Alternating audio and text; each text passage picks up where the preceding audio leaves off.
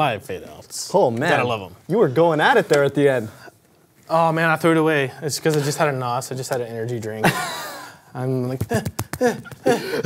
So what are we doing here today? What's going on? Okay, so today, one thing, we wanted to do something in the morning for once, a different time, which I think is good, because usually our live shows we do a little bit later in the afternoon. For us, here, we're on the West Coast, kind of Vancouver, BC, Canada area. But today, we thought, because we recently launched the Guitar Technique Made Easy course, we've been getting a ton of questions just about guitar technique in general. So we thought, maybe it would be a good idea that we just address a bunch of those questions live.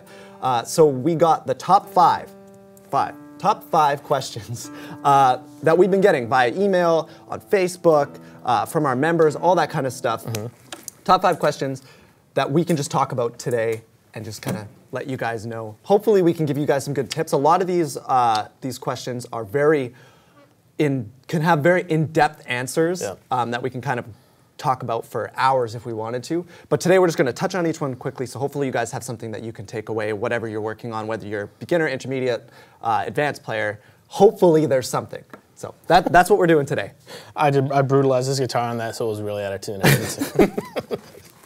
So what's the first question? What's the I know what the issues are, because they're the same all the time, man. At least the top 5 are, at least, maybe there's 7 of them, but they're always in the top 5, these 7. So. Yeah. So sometimes it sounds like we might be beating a dead horse. That's right. But it's true. It's true. So, okay, here we go. Very first question. And this is definitely the one we get the most. So, how do I execute perfectly smooth chord changes? Well, there are a couple of things. Like the first, number one thing that I tell people when they say, I'm having trouble changing chords with my chording technique and making that change smooth, I ask them, have you learned the chords that you're trying to switch between very well to where you can go right to them? So for example, like a G chord, can you go right to a G chord on its own? If you can't do that, then switching between chords is going to be really tough. So that's the number one tip I have for switching between chords smoothly, is learn the chords you're trying to switch between first. So for the G and a C, spend a lot of time just working on those individual chord shapes where you can go right to them. But there are some technique tips that can make making those individual chord shapes a little bit faster and easy for you, so you can get on to switching between chords very smoothly. The first one is, I would say, get the guitar up to a level that's a little bit more comfortable for you to reach, so you're not sitting like this, kinked over, and having your wrist kinked right here where it's tough to get a good angle on the strings. And you can do that a couple of different ways. You can do it with a footstool. I have a little guitar processor my foot's on, but I usually have a footstool if I don't have that. And that just brings the guitar up a little higher, so I don't have to stand on my tippy toes on my, my right foot to bring the guitar up higher. That, or using a strap to bring the guitar up higher, can do a lot of really good things. You can put the guitar in a better position to make those chord shapes easier. It's going to make your life a lot easier in order to get some good chording technique going on, which is bring your elbow in, like the fundamentals that are bring your elbow in, don't have it out here, be right behind the frets, don't kink your wrist too far one way or the other, and come down really tall on your fingers, on the very tips of your fingers. And in order to do that, you can't have your wrist kinked too far one way or the other, and your guitar being up a little bit higher with a strap or a footstool will help with that, being able to come right down to the very tips of your fingers. So that's kind of the precursor to being able to change chords smoothly. Once you can go to your individual chord shapes really smoothly on their own, just kind of dividing that challenge and only working on that, then you can get into actually focusing on switching between whatever chords you're working on. Don't have to be open chords if you're a little bit more advanced. It can be bar chords or extensions, seventh chords, things like that. But all the same principles apply. Once you're at that point where you can make those chords on their own, the biggest thing is to be conscious of where you are and what you're doing and what chord is coming next. If I'm playing a G chord and I know in the song a C chord is coming up, be thinking about that C chord, be really present in the moment. Think about what that C chord feels like and looks like, and then make the change. And if you've implemented all of the other things we talked about as far as just making an individual chord plainly on its own, and you've actually put in the time and the practice on that for a month or two, however long it takes you, everybody's different, then you will see a difference in how easy it is to make chord transitions smooth. And only tackle 2 at a time also when you're changing between chords, so it's a little bit easier for you. If you have this chord, a song that's going like this, using all these chords, and you're struggling with all of them, don't try to tackle all 4 of those chords at once, right? Only do 2, so maybe a C, 2, D if you're struggling with that. And those are just some technique tips that will make your practice time easier, make learning new things on the guitar easier as far as transitions and smoothness. And I should mention, the more that you don't let yourself get ahead of yourself, like you're talking about, the more you do that, the easier they get. So the first chord transition you learn might be tough, the first few might take a certain amount of time, but as you get better and do it more and you don't get ahead of yourself, well, now the next chord that you're learning, that transition, you're actually going to learn it even faster. Yeah, when you're learning new things, it's tough to implement all those things at once. You have to think about so many things, but if you really work on them slowly and consciously, it's going to get easier every time you tackle a new one, just because you're ingraining those things in your brain. And you're programming in things properly and not programming in mistakes like you would if you were like just playing along the song, oh, I have to make this chord change quick, and it's sloppy, right? Absolutely. So that's a biggest things for chord transitions is technique. Very nice. Okay, let's go to the second question here. I know what it is, so I'm grabbing my other guitar. Another really big one. How do I get better at playing bar chords? And I picked up my acoustic for this one because most people that struggle with bar chords are playing acoustic, because acoustic guitars come with heavier string gauges, usually 12 gauge strings, which is 3 gauges higher than the typical electric, right? So I just want to kind of prove to you that you can do it on acoustic. What that does is it creates a much higher tension on the strings too. You got to push way harder. Yeah, exactly. You have to. It could be tough. Like if I don't play bar chords for a few weeks, if I'm more concentrating on lead stuff, and I go back and have to play a gig where a lot of bar chords on acoustic, I'm like, oh man, this is uncomfortable. Oh yeah. My hand's a little out of shape. So it's not just you if you're a beginner, and it's not just you in general if you're struggling with bar chords. But as far as having bar chords sound really good, developing your technique with your bar first and developing strength with that is probably the biggest thing that I would recommend doing, and just focusing on that. A lot of people skip that and they just go, well, I'm learning bar chords, I should learn how to make the whole shape, right? Yeah. And then they're frustrated because it sounds like this, right? I've been there, I'm still there sometimes. If I pick up somebody else's guitar that's 13s on it, I'm like, oh, dear God, what's up with this guitar, right? So, biggest thing, develop your technique with your bar and develop that strength with your bar too. And I'll give you a couple tips for that. Number one, it's going to sound the same as what I said for the chord transitions or making clean chords. Bring your elbow in. Kind of let your arm weigh down on your guitar, right? And then once you put your bar on, you want it like a clamp like this. And it's going to take you time to build this strength. That's just the way it is. But if you're consistent with your practice, it will get there fairly quickly.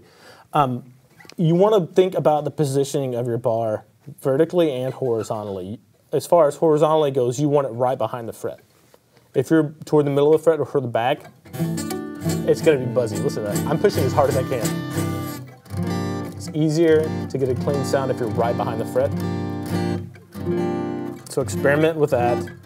Be conscious of where your finger is this way when you're starting to make bar chords, or just working on this bar, right? That's step number one. The second kind of positioning thing is the vertical thing. We all have those creases on our fingers that make it a little bit tough to push down the strings kind of in the middle.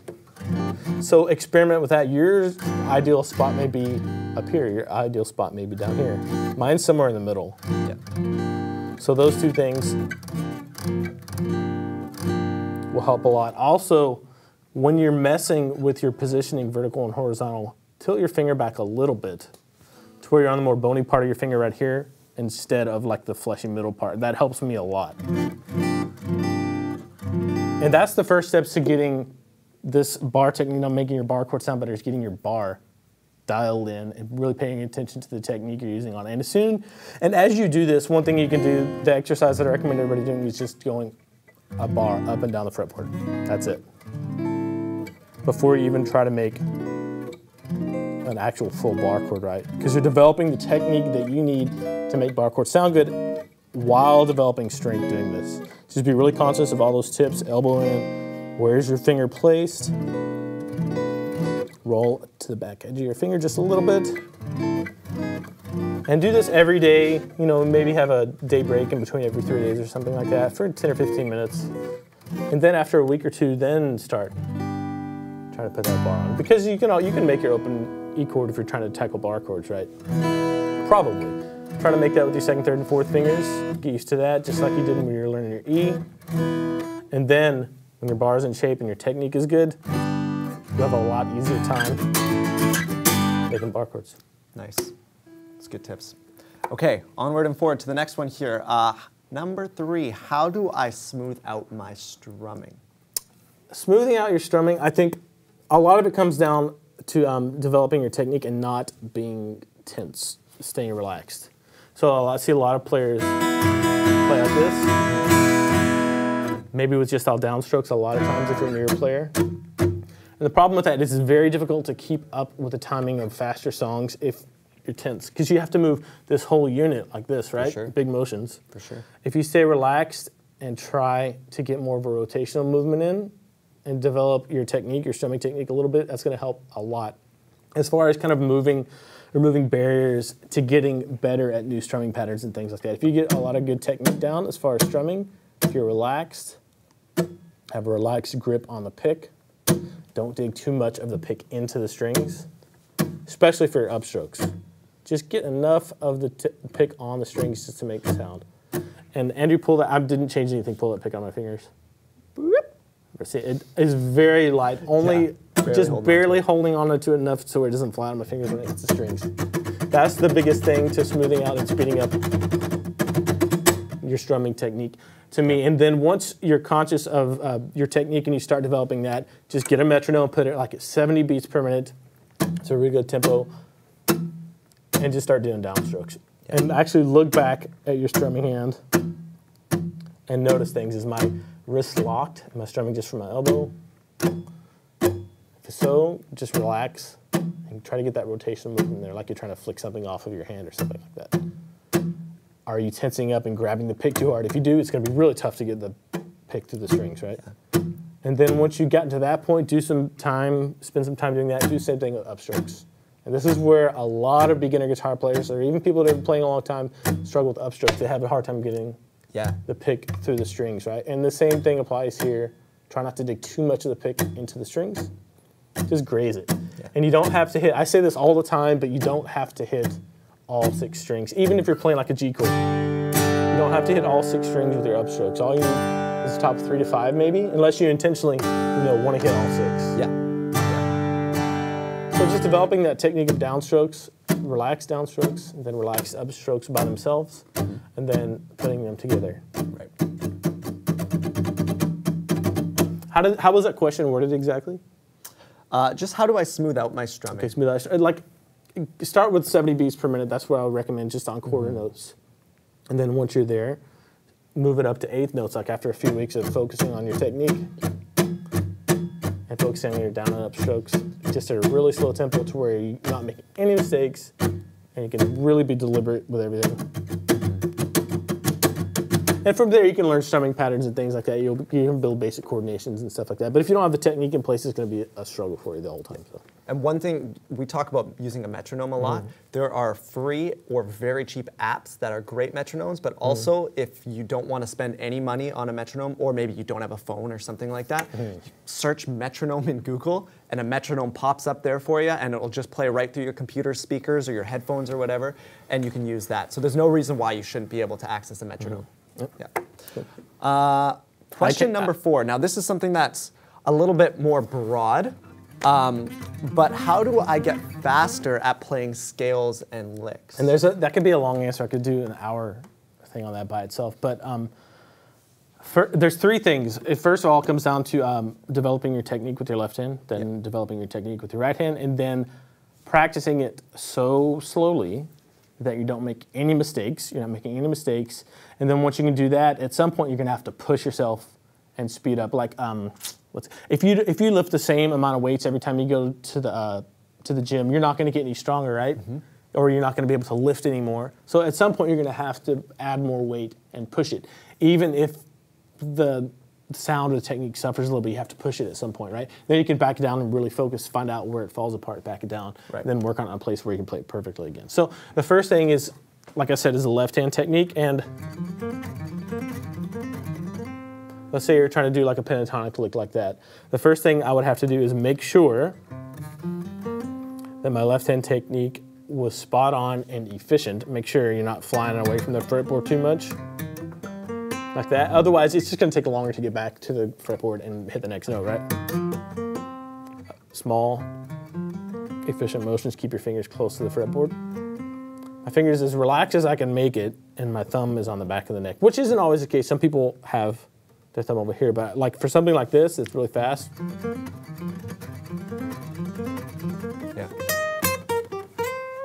I generally think you should have your thumb back there, unless you're trying to mute the lower strings once you get into the lick, right? Right. But I find that difficult to come down on the tips of my fingers. Not that you have to for lead stuff, but something you want to experiment with. So make sure your left hand technique is good, and then your right hand technique, if you're picking every note, it's probably going to require, I think it requires more attention and more time to develop.